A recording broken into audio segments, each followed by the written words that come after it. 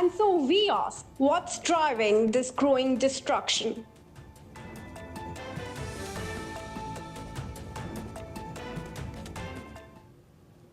Hello, I'm Asima Katauka and you're watching another episode of Xplained with me. Today we're tracking a cascading flood crisis unfolding across South and Southeast Asia, a rapid sequence of extreme weather events that has left millions displaced, hundreds dead, and entire communities cut off, from Sri Lanka's sudden city-swallowing flash floods to Indonesia's deadly landslides, and from Thailand's record-breaking rains to Malaysia's inundated towns. The impact has been swift, widespread, and unlike anything the region has seen in years. This episode, we break down what happened, why it intensified so quickly, and what it means for millions still waiting for relief. We begin first in Sri Lanka, where Cyclone Ditwa has triggered one of the worst humanitarian emergencies in the country's recent memory. According to the latest figures released yesterday, the death toll from Cyclone Ditwa has now risen to 410, with 366 people still missing.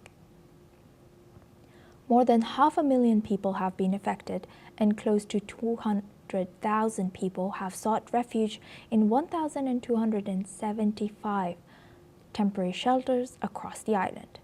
Now, Cyclone Ditwa struck on Friday, unleashing the worst floods Sri Lanka has seen in a decade. The storm triggered landslides across the central highlands, while torrential rain flooded towns from the capital city of Colombo to Gampaha and Batikaloa, as well as Trincomalee on the eastern coast. More than 15,000 homes have been destroyed, and over 200 roads remain impassable, still buried under the mud and debris. At least 10 bridges are reportedly damaged, and portions of the rail network and national power grid have been severely affected. Flooding along the Kelani River, which flows through Colombo, has blocked access to low-lying neighborhoods, restricting movement and slowing the flow of information from affected communities. This is also the very first time all 25 districts of Sri Lanka have been impacted by a single weather event. Director General of Essential Services, Prabhat Chandrakirti, has stressed on the scale of damage, saying, quote, "We need to rebuild Sri Lanka." However, transport links are slowly stabilizing. Train and flight services have resumed after days of disruption, though schools remain closed. Rescue efforts are now into fourth straight day, with more than 24,000 police, army, and Air Force personnel deployed across the country. Teams are clearing roads, delivering food, and attempting to reach families still trapped by rising water. Let's listen into what few flood victims has shared about the current situation.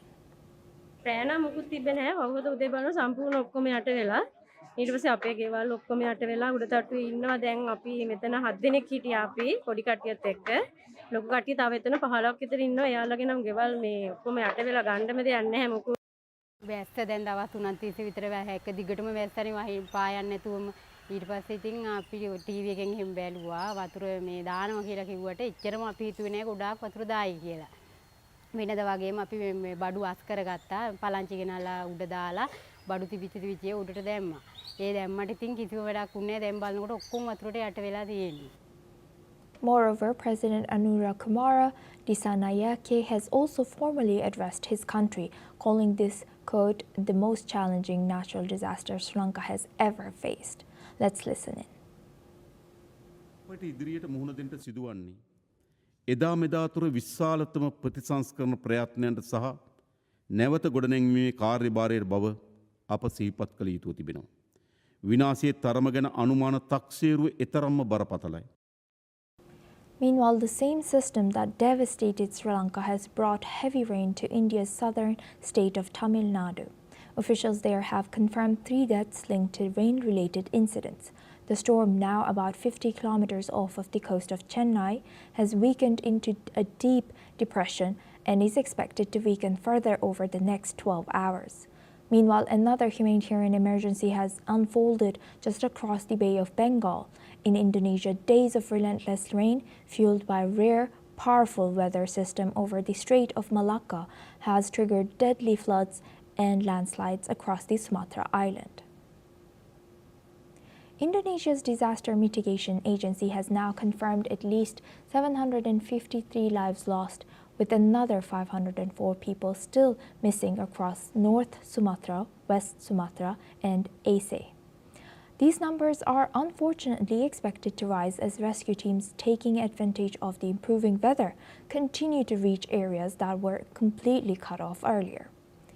In some parts of North Sumatra, bodies are being recovered from mud-covered riverbanks and collapsed hillsides.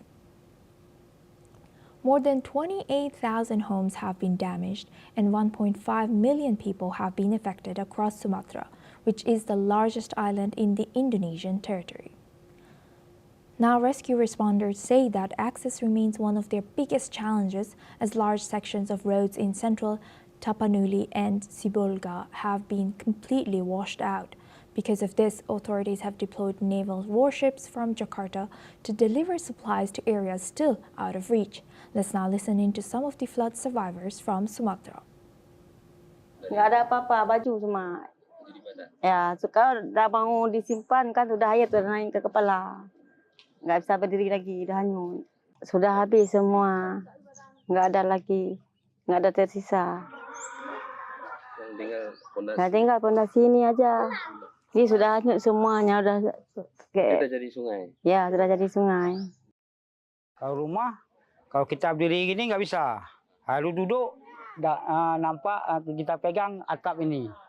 Nah, lumpur semua dalam. Karena mau buang lumpur, nggak tahu mau buang ke mana. Nggak bisa buang, nggak ada cerita lagi untuk masuk tidur, nggak ada cerita lagi. Nggak, saya harap ada bantuan lagi biar bisa usaha. Karena apa? Anak masih kecil-kecil juga. Nah, kalau saya kayak gini, keadaan saya kan nggak bisa kerja lain, cuma yang itu. Karena gini, bilang kan, minta maaf juga kan, kita jangan cari sedekah. Kita usaha sendiri, apa yang ada. But what caused this level of destruction has been alarming scientists across the region because this was nowhere close to a normal monsoon surge. Meteorologists say that the floods were driven by cyclone Senyar, which is being called an extremely rare tropical system that formed inside the Strait of Malacca, which again has been noted as one of the least likely places on the planet for a cyclone to develop. For our viewers, the Strait of Malacca is a narrow waterway between the western coast of peninsular Malaysia and the eastern coast of Sumatra. It sits so close to the equator, which, according to experts, is the reason why cyclones rarely form there. So far, only one such storm has recorded before that, two back in 2001. But this time, something very out of the ordinary happened. There was a perfect mix of warm sea temperatures, strong cross-equatorial winds, and an active atmospheric wave, which allowed the cyclone Senyar to take shape. But its impact did not stop at Indonesia's shores. As the storm weakened and drifted north, it poured heavy rain across peninsular Malaysia, flooding towns in several regions including Perak, Kedah, and Kelantan, and sparking landslides in southern Thailand as well. Climate experts say that Senyar may still be an exceptional event, but its formation fits a growing pattern of warmer oceans and unpredictable weather systems across the Southeast Asia region, and that's not a good news. And so we head next to Thailand, which is also facing one of its deadliest flood disasters it has seen in over a decade. According to the latest IRFC and ECO assessments, more than 3.22 million people have been affected nationwide, with nearly 740,500 homes destroyed or submerged. The Ministry of Public Health has briefed on the death toll, which has now climbed to 181 people. Moreover, about 100 people still remain injured. Now, ground reports suggest that floodwaters have begun to recede in some districts, but they continue to stand dangerously high in others, cutting off access and slowing relief operations, the worst hit region remains the Songkhla province, which is home to the southern commercial hub of Hat Yai, which alone has reported 131 fatalities. As per official weather data, Hat Yai recorded 335 millimeters of rain in just 2 days after it was hit by severe rainfall on the 28th of November last week. This figure is now raising concerns as it was the highest single-day rainfall that the city witnessed in the last 300 years. The downpour has overwhelmed drainage systems and left entire districts submerged within hours. But many residents complain that they received little to no warnings as water levels rose, forcing families to climb to upper floors or rooftops as floods rushed in. Let's listen in to one such flood survivor from southern Thailand.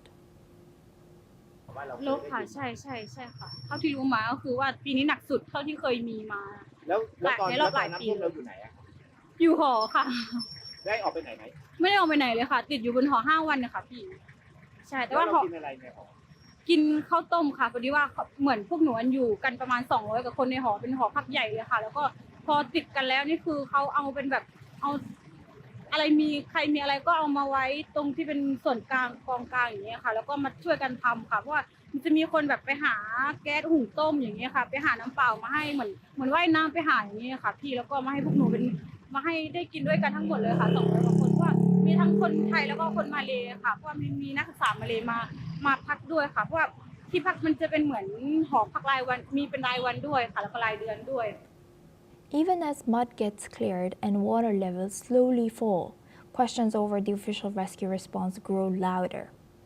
Public criticism has escalated and as a result, 2 local officials have been reportedly suspended over their alleged failure to handle emergency warnings and evacuation plans. Thailand's Prime Minister Anutin Charnvirakul has acknowledged the shortcomings of his government's end. During his visit to the flooded zones, he apologized and said that the state was not able to protect its people in time, according to him.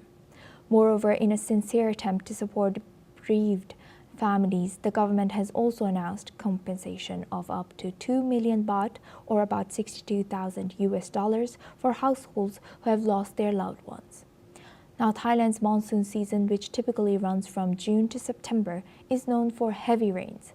But this year's tropical storm system intensified rainfall, which caused prolonged flooding and turned the season into one of the deadliest in recent history.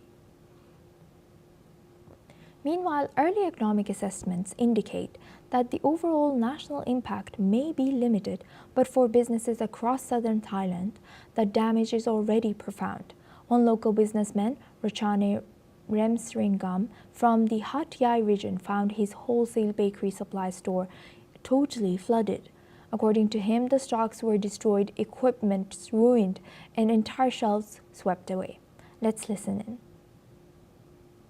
ขึ้นตั้งแต่วันที่ 21 เดือนพฤศจิกายนนะครับน้ำท่วมในรอบแรกเนี่ยทางเราก็ชะล่าใจคิดว่าน้ำน่าจะจบแล้วพอมาวันที่ 25 เนี่ยครับน้ำก็กลับมาขึ้นเสียหายของที่นี่ก็เกิดขึ้นประมาณ 10-20 ล้านบาทโดยประมาณครับแล้วก็เท่าที่เราตรวจสอบพบเจอเนี่ยสินค้าที่หายเป็นจำนวนมากก็คือจะเป็นพวกสินค้าในครัวเรือนสินค้าอุปโภคบริโภคสินค้ายกเป็นลังอย่างเช่นน้ำมันเป็นลังน้ำตาลทรายเป็นลังนม And now we turn to Malaysia, one of the other countries in Southeast Asia which was hit hard by cyclone Senyar and its extensive flooding impacts. While the death toll in Malaysia remains comparatively low, the scale of displacement and infrastructural damage reveals just how disruptive this storm has been across the Southeast Asia region. Despite being ground zero for the rare tropical storm, Senyar, Malaysia has so far reported a small but tragic number of deaths. Officials say that at least 2 people have died, including an 11-year-old boy in Malacca, whose life was lost after he was swept into a flooded retention pond. Across the country, roughly 27,000 people have been displaced, while 273 flood relief centers work tirelessly to provide aid shelter and clothes to those left homeless by the floods. The worst hit states include Kelantan and several northern and western provinces. For now, emergency teams and disaster management agencies remain on high alert. But even as rescue efforts continue, many Malaysians are now picking up the pieces, haunted by loss, uncertainty, and daunting task of rebuilding.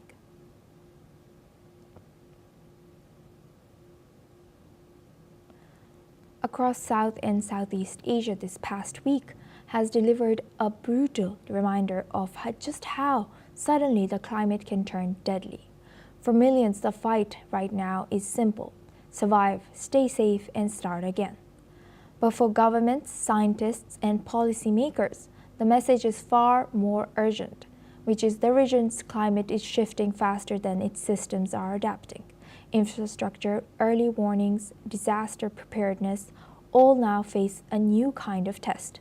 As Southeast Asia begins the long road to recovery, one thing is clear: these floods are not isolated events, they are grave warnings, and the world cannot afford to ignore them.